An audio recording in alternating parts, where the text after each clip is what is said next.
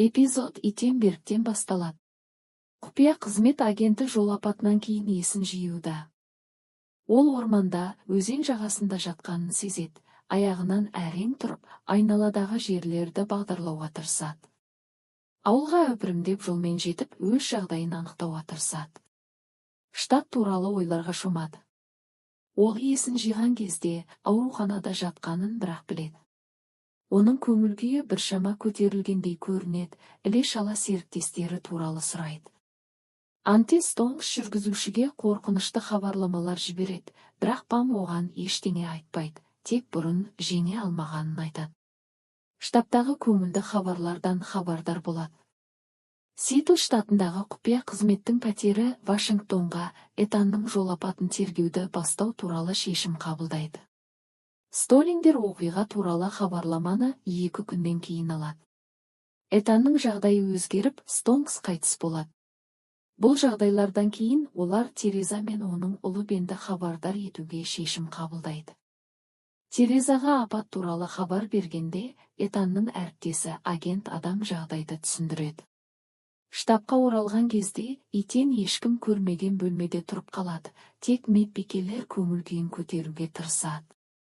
Медбикелер жағдайды реттеуге барынша көңіл бөледі. Этан ауруханадан шығып шерифке барады, бірақ жабық бөлімдер мен басқа мәселелер кездеседі.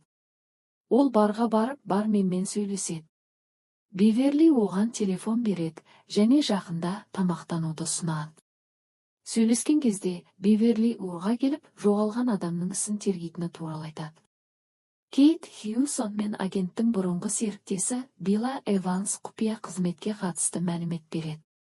Биверли жаңа тұлғаларды көрмегенін айтады, бірақ ол жоғалған адам туралы білген ақпаратын береді.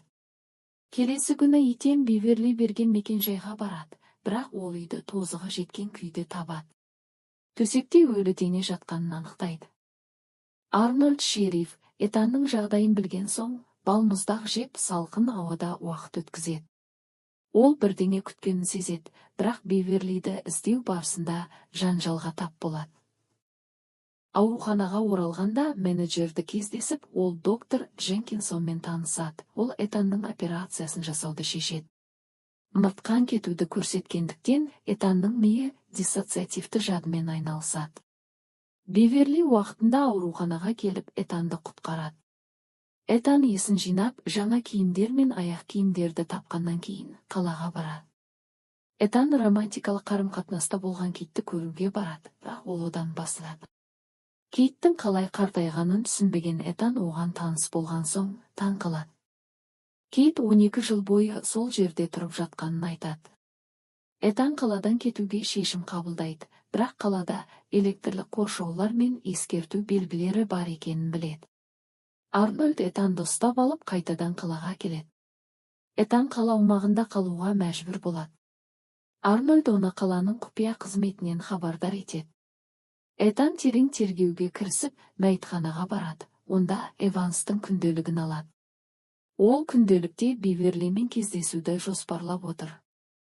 Биверли Этанға қала тұрғындарының чиппен бақыланатынын айтады, және чипті шығарып тастау үшін операция жасайтынын түсіндіреді. Ол қалада 1999 жылдан бері болғанын, бірақ шын мәнінде 2014 жыл екенін айтады. Олар қашып кету жоспарын құрады, бірақ Кейт пен оның күйеуі Гарольд билікке хабарлайды. Қаладағы барлық телефондар қоңырау шалып, полиция Биверли мен Этанды қудалауға кіріседі.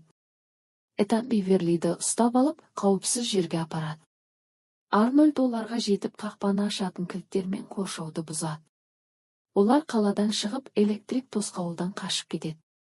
Этан мен Биверли Сиэтлде Тереза мен Бенге қаладағы оқиғаларды айтады. Тереза Бойске барып, жергілікті суретшілермен кездеседі, олармен бірге қашып кету жоспарын құрады. Питер революционер ретінде танымал болып, қоғамдық меншікті білдірді.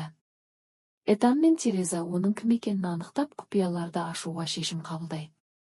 Соңында Этан мен Тереза құпияларды ашып, жаңа бастамалар мен қауіптермен бетпе-бет келеді.